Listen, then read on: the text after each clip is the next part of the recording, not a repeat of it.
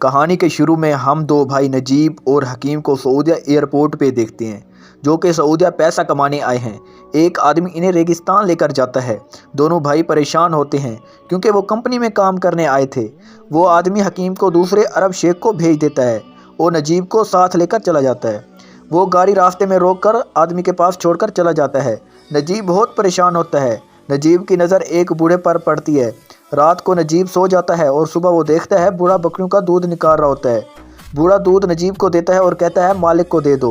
वो दूध मालिक को देता है और मालिक नजीब को कहता है कि बकरियों का दूध निकालना सीखो। नजीब इसके सामने गिराने लगता है। वो कहता है मुझे कंपनी में काम करना है। वो नजीब को उठाकर टेंट के बाहर फेंक देता है। तब वो आदमी आता है जो नजीब को छोड़कर चला गया था। नजीब इसको डॉक्यूमेंट दिखाता है। वो आदमी सारे डॉक्यूमेंट फाड़ देता है। तब इसका मालिक इसे टेंट में बुलाता है और इसे रोटी देता है जो नजीब गले से नहीं उतर रही होती। तब वो दूसरा आदमी इसे पानी देता है, कहता है पानी से खाओ।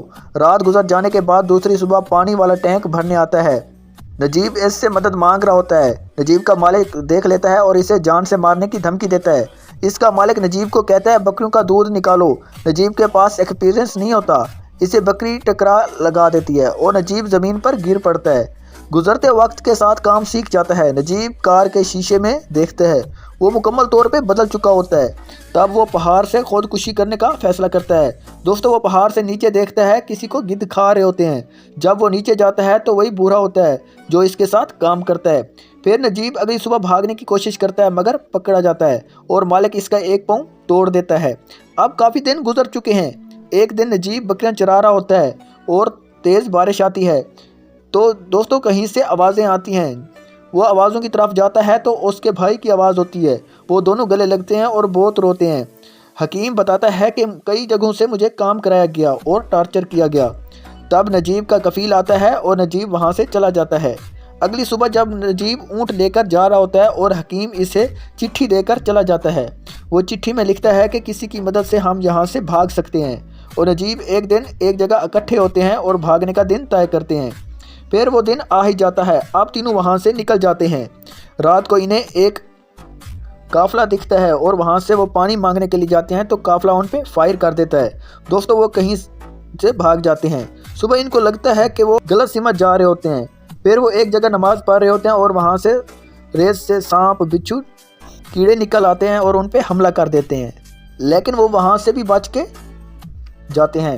सफ़र करते करते वो प्यास से निढाल हो चुके होते हैं। वो गिर पड़ते हैं और इब्राहिम इन्हें पसीना पिलाता है। अब वो ऐफ्ता ऐफ्ता आगे बढ़ते हैं। हकीम दूर से शहर देखते हैं और भाग पड़ता है। भूख की वजह से रेत खाने लग जाता है।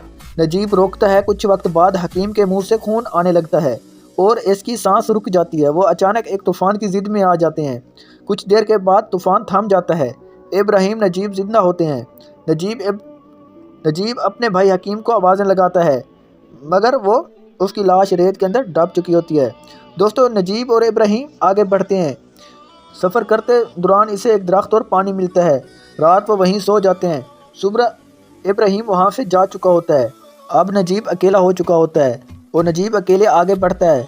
और दोस्तों, आगे बढ़ने के दौरान उसे गाड़ियों की आवाज़ आने लगती है। जब वो आगे बढ़कर देखता है तो वो हाईवे पर पहुँच चुका होता है। वो रोड से गुजरती हुई गाड़ियों को रोकने की कोशिश करता है और मदद लेने की कोशिश करता है, लेकिन सारी रात वहाँ रुका रहता है। उसे मदद नहीं मिलती। अगली सुबह जब वो रोड पे चल रहा होता है तो उसके पास से एक कार रुकती है जो कि एक शेख की होती है। वो इसे पानी देता है। कार में बिठाकर इसे शहर होटल ले जाता है। होटल का मालिक इसका इलाज कराता है। अब नजीब ठीक महसूस कर रहा होता है।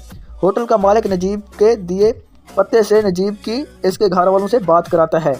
नजीब बात करते हुए बहुत रोता है। इसके बाद नजीब को पुलिस स्टेशन ले जाया जाता है क्योंकि नजीब के पास डॉक्यूमेंट नहीं होते, ताकि प्रोसेस पूरा होने के बाद इसे इंडिया वापस भेजा जाए। इन्हें जेल में 3 महीने रखा जाता है। इसी दौरान जेल में कुछ लोग आते हैं इनकी पहचान करने, जो इनकी कंपनी से भाग जाते हैं। तभी नजीब को वो आदमी दिखाई देता है जो इसे गुलाम बनाकर ले गया था। लेकिन वो शेख इसके सर पे हाथ रख कर कहता है तुम मेरे यहाँ से भागे ठीक है। अगर मैंने तुम्हें स्पॉन्सर किया होता तुम्हें वापस रेगिस्तान ले जाकर सबक सिखाता। वो तो मुझे कोई नहीं मिला इसलिए गुलाम बनाया था। इतना कहकर शेख वहाँ से चला जाता है। नजीब काफ़ी डरा होता है। वहाँ पे खड़ा आदमी कहता है तुम इसके स्पॉन्सर नहीं हो, अब तुम घर जा सकते हो। अगले सीन में वो एयरपोर्ट पे खड़ा होता है जहाँ वो कहता है कोई घर जाता है तो तोहफा लेकर जाता है, लेकिन मेरे पास अपने बच्चों के लिए, बीवी के लिए मेरी जान के अलावा कुछ नहीं है। दोस्तों, आपको ये स्टोरी कैसी लगी कमेंट सेक्शन में अपनी राय का इजहार ज़रूर करना और हमारी अगली नई वीडियो का इंतज़ार करना। हमारे चैनल को सब्सक्राइब करना ना भूलना। मिलते हैं अगली नई वीडियो में, उस वक्त तक के लिए अपना ख्याल रखिएगा।